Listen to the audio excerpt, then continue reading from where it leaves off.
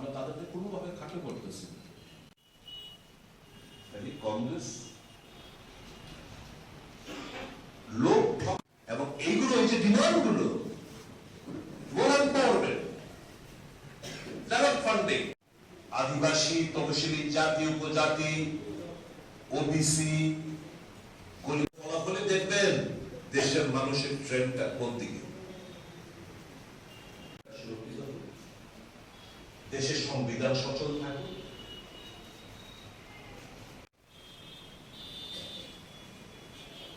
তাহলে কংগ্রেস কি চায়?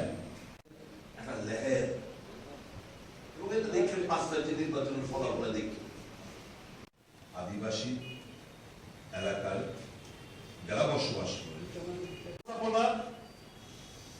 চালু করা, এটাও কনস্টিটিউশনাল সলিউশন।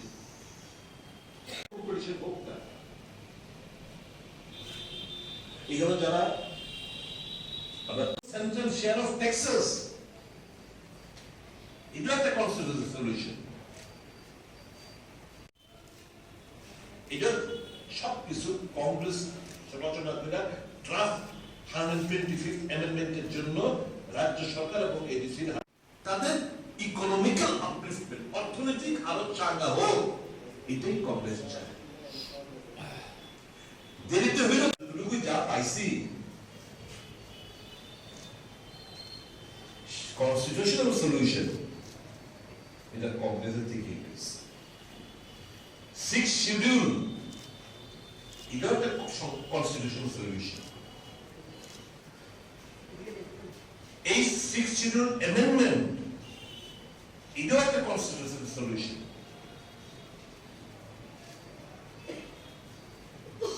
ডাইরেক্ট ফান্ডিং এটার উদ্দেশ্য কি?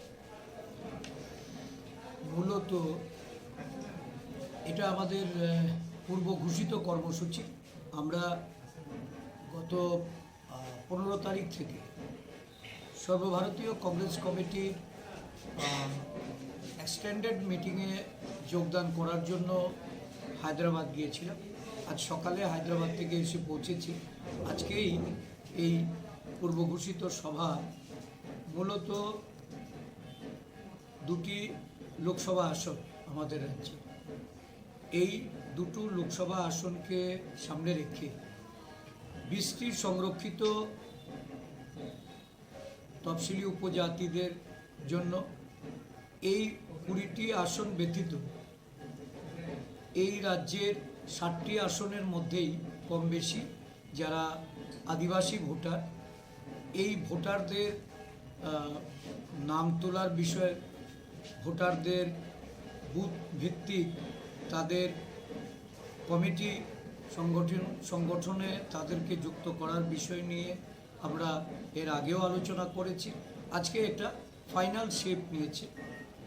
আপনারা জানেন যে আদিবাসী এলাকায় একটা ভালো সংখ্যক কর্মী সমর্থক যারা বিভিন্ন দলে ছিল, তারা কম বেশি প্রতিদিনই আমাদের সঙ্গে সংযোগ রাখছে এবং আমাদের দলে যোগদান করছে। আজও একটা কর্মসূচির মাধ্যমে এই দলে বেশ কয়েকজন উপজাতি নেতা বিভিন্ন দল থেকে, বিজেপি, সিপিএম, ত্রিপুরা মথা থেকে এসে যোগদান করেছে। আমি নাম শব্দবাবুর কাছ থেকে নামটি নিয়ে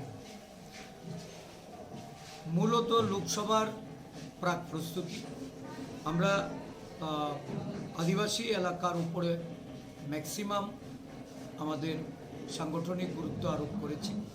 সংগঠন রেসপন্স করছে এবং আশা করছি আগামী লোকসভা নির্বাচনে একটা ভালো শক্তি পাহাড় থেকে উঠে আসবে এবং সমতল এলাকায় আমাদের যে সাংগঠনিক বিস্তৃতি, এই বিস্তৃতি আরও ব্যাপকভাবে এই জাতি উপজাতি সমন্বয়ের মাধ্যমে, আমাদের কর্মী নেতৃত্বের তাদের সমন্বয়ের মাধ্যমে এটা গড়ে উঠব।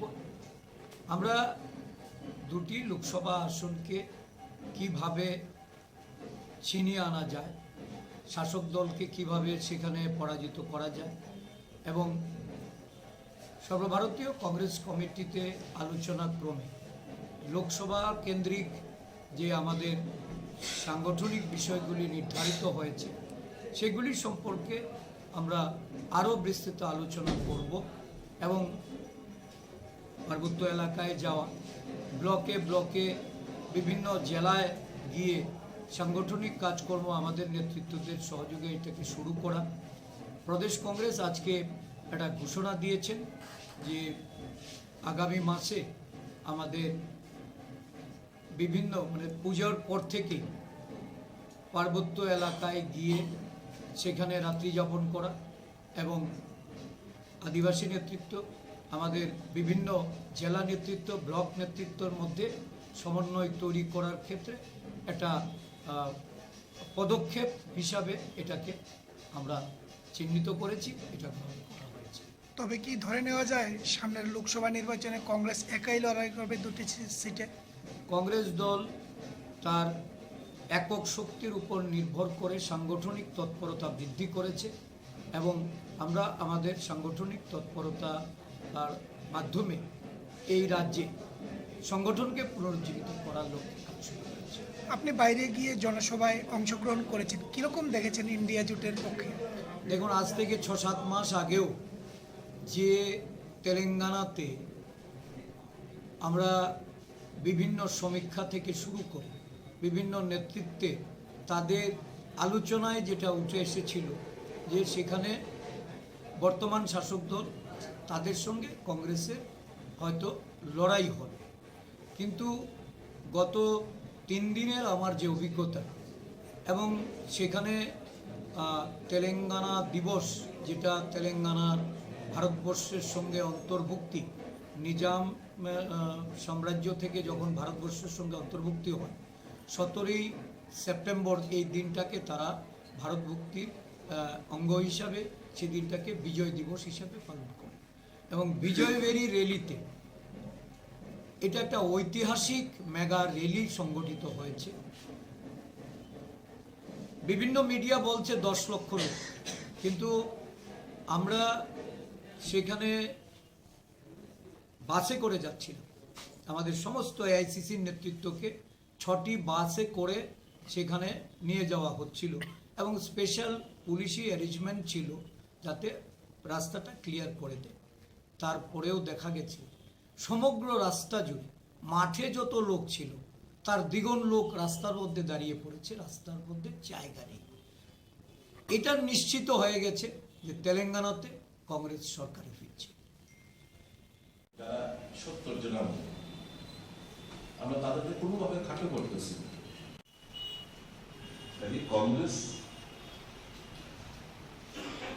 লোক এবং এইগুলো, এই যে ডিমান্ডগুলো, ফান্ডিং, আদিবাসী, তপশিলি জাতি, উপজাতি, ওবিসি, ফলাফলে দেখবেন দেশের মানুষের ট্রেন্ডটা কোন দিকে।